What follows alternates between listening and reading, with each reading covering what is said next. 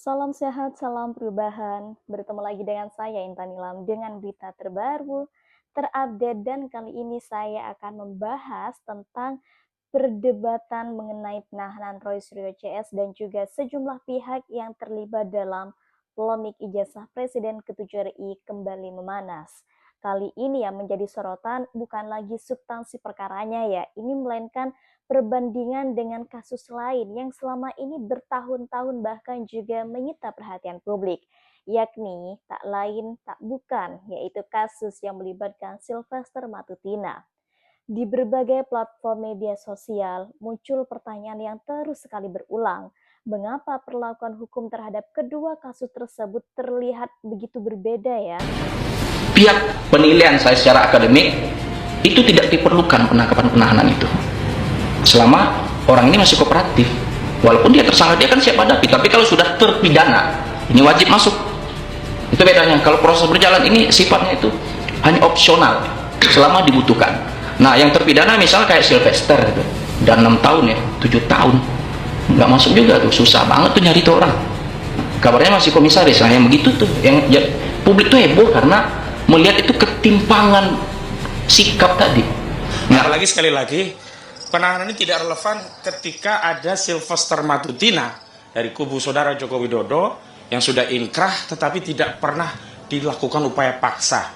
Jangankan dilakukan penangkapan dan penahanan, diburu pun sampai hari ini tidak kita ketahui apakah seorang Sylvester Matutina itu diambil upaya paksa. Dan besok di Kejaksaan Negeri Jakarta Selatan, institusi yang sama yang harusnya mengeksekusi Sylvester Matutina, semestinya tugas jaksa yang pertama adalah justru mengeksekusi putusan, bukan. Bagi para pendukung Roy Suryo CS, mungkin perbandingan ini dianggap sulit diabaikan. Mereka melihat bahwa adanya kontras yang sangat mencolok antara kecepatan tindakan hukum terhadap Roy Suryo CS dengan lambannya pelaksanaan putusan dalam kasus Sylvester sendiri.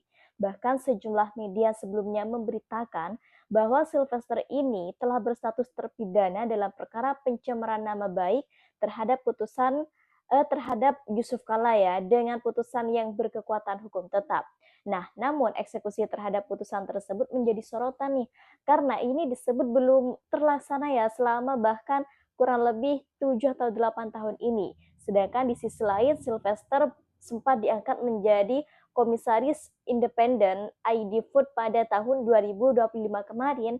Nah, fakta inilah yang kemudian memunculkan pertanyaan besar di kalangan pendukung Roy Suryo. Menurut mereka, jika seseorang yang telah memiliki putusan inkrah saja masih menjadi perdebatan terkait pelaksanaan eksekusinya, mengapa terhadap Roy Suryo dan pihak lain yang proses hukumnya masih berjalan, justru ini dilakukan penahanan lebih cepat? Pertanyaan tersebut terus bergulir dan juga menjadi bahan diskusi luas ya. Ya, bagi kelompok yang bersimpati kepada Roy Suryo, persoalannya bukan semata soal siapa yang benar dan juga siapa yang salah. Tetapi yang mereka pertanyakan adalah konsistensi penetapan hukumnya. Mereka beranggapan bahwa hukum seharusnya kan berjalan dengan standar yang sama kepada siapapun itu tanpa pandang bulu. Nah, bahkan kedekatan kekuasaan pun maupun posisi sosial dari seseorang ya. Sedangkan di mata para pendukung Roy Suryo, perbedaan perlakuan ini terkesan menciptakan adanya ya dua ukuran yang berbeda dalam penegakan hukum. Kesan tersebut tentu ya merupakan opini yang berkembang di masyarakat dan bukan kesimpulan hukum resmi. Namun opini itu muncul karena publik ini melihat bahwa fakta-fakta yang tampak berbeda dalam praktiknya. Tidak sedikit pula ya yang kemudian bertanya, apakah faktor politik itu ikut mempengaruhi persepsi publik terhadap kasus-kasus tersebut? Pertanyaan itu muncul ya karena Sylvester kan selama ini dikenal sebagai tokoh dan juga relawan yang dekat dengan kubu pendukung Jokowi ya, sedangkan Roy Suryo dan juga sejumlah pihak lainnya justru berada pada posisi yang kritis terhadap isu yang berkaitan dengan mantan presiden ini. Namun hingga saat ini tidak ada nih bukti yang menunjukkan bahwa aparat penegak hukum bertindak atas dasar kepentingan politik tertentu. Nah, karena itu juga dugaan mengenai intervensi politik tetap berada dalam ranah opini dan juga persepsi publik, bukan fakta yang telah terbukti. Meski demikian juga persepsi seringkali ya memiliki pengaruh besar dalam membentuk kepercayaan masyarakat terhadap institusi hukum. Para pendukung Roy Suryo berpendapat bahwa kepercayaan publik akan lebih mudah terjaga apabila setiap kasus itu ditangani dengan transparan dan juga konsisten. Ketika masyarakat melihat adanya perbedaan perlakuan mencolok, maka ruang untuk munculnya pertanyaan dan spekulasi itu menjadi semakin besar.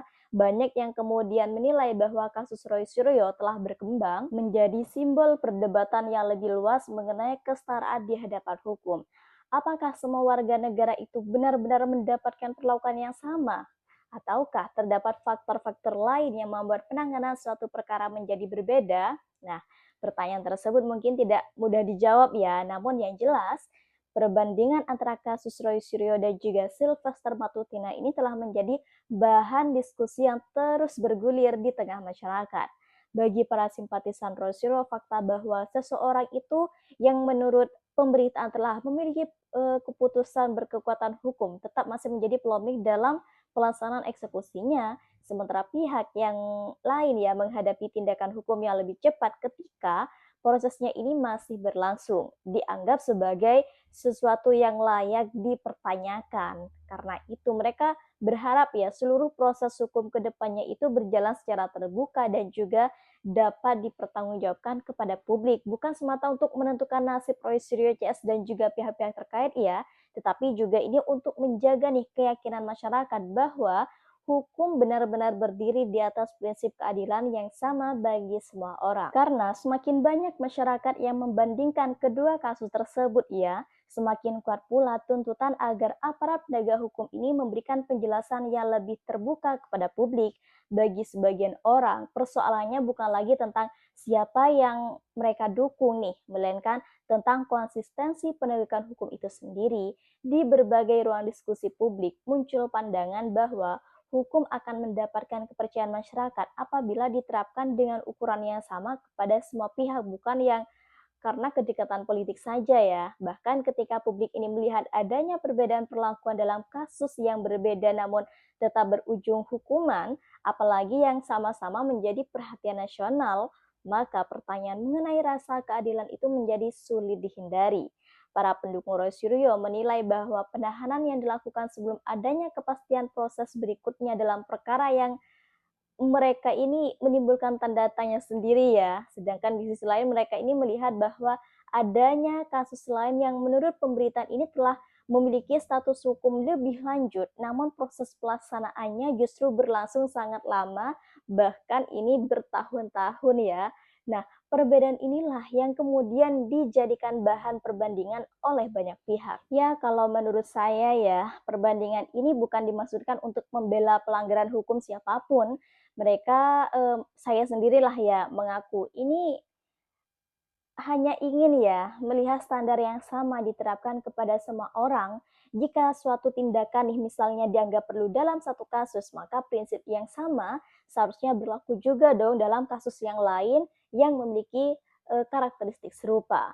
Pandangan seperti itu terus berkembang karena masyarakat kini semakin mudah mengakses informasi, publik dapat membandingkan pemberitaan dari berbagai media, mengikuti perkembangan kasus secara langsung, lalu ya membentuk penilaian mereka sendiri. Akibatnya, setiap langkah aparat penegak hukum kini berada di bawah sorotan yang jauh lebih besar dibanding masa lalu. Bagi para pendukung Roy Suryo CS, salah satu hal yang paling penting dalam menjaga agar proses hukum ini tidak kehilangan legitimasi di mata masyarakat, mereka berpendapat ya bahwa ya keadilan tidak hanya harus ditegakkan, tetapi juga harus terlihat ketika publik mulai merasakan adanya perbedaan perlakuan, maka kepercayaan terhadap sistem hukum dapat ikut berpengaruh.